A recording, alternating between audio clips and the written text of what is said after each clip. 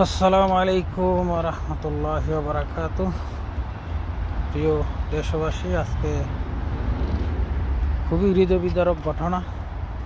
আমাদের উচ্চ শিক্ষা স্থান ডাবিতে আমাদের এক ভাই গণপিটুনিতে মারা গেছে। যে ছেলেটাকে মারছে এই ছেলেটা একটা নির্দোষ, সে ভারসাম্যহীন। তাকে মারার আগে তার যে আত্মীয় স্বজন, তার শুনলাম তার কেউ নাই, তার যে আত্মীয় স্বজন তাদের কাছে 35,000 টাকা দাবি করছে তোফাজ্জল। আসলে আমরা তো এমন স্বাধীনতা চাই নাই, আমরা একটা স্বাধীনতা চাইছি, শান্তিপূর্ণ স্বাধীনতা।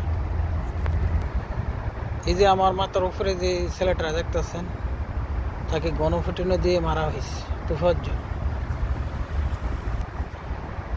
শুনছি তার বলে কেউ নাই দুনিয়াতে, বাপ নাই, ভাই নাই, তার বিচার চাওয়ার মতো কেউই নাই। তা আমরা বাংলাদেশ সাধারণ জনগণ আছি, আমরা প্রবাসীরা আছি তার পাশে। যারা তাকে মেরে ফেলছে, গণপিটুনি দিয়ে নামকরণ দিয়ে মেরে ফেলছে, তাদের বিচার চাই। ইতিমধ্যে 6 জনকে গ্রেপ্তার করানো হয়েছে।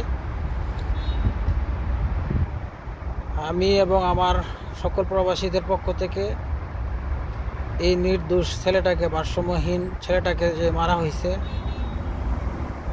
তাদেরকে দ্রুত বিচারে আওতায় এনে দ্রুত তাদেরকে বিচার করানো হোক।